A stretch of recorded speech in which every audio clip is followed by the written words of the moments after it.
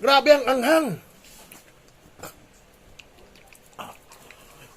Mamen, tikman naman natin tong bago ng Pure Food Standard Juicy Hotdog, mamen. Ayan, tikman natin kung maanghang talaga at ma-cheese talaga. Ayan, o, chili and cheese. Wala nang patumpik-tumpik pa.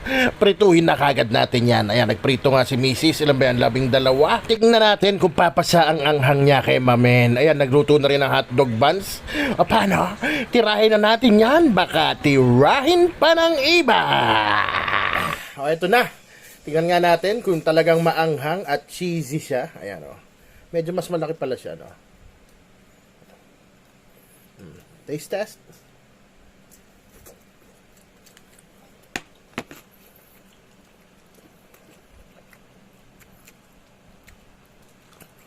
Ah! Grabe ang anghang! Woo! Ang anghang nito! Hindi ko kaya! Ah! Ang anghang! Oh, joke lang. Hindi. Medyo maanghang lang siya. Ayun, oh. May mga sili sa loob, oh.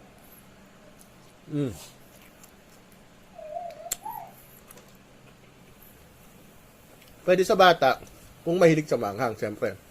Konting anghang lang siguro, 1 to 10, 1. Masarap. Ito, gumawa si Mrs. ng may hotdog buns. Nilagyan ng keso. Dami nating keso, ah. Daon dito.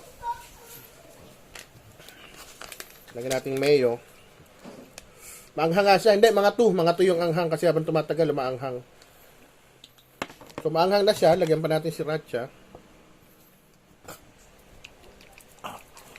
Lagyan na natin ng mustard. Kala nyo kung ano, ha. At paanghangin pa natin ng jupran, di ba?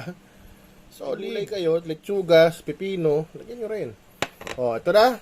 Chili cheese, Pure Food Standard Juicy Hotdog.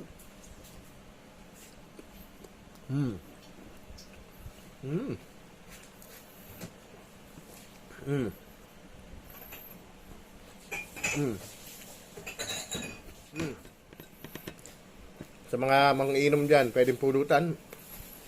Cheesy na, chili pa.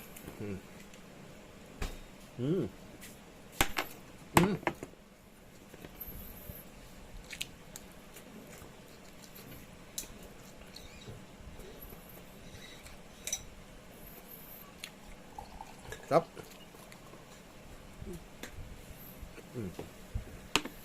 Thank you.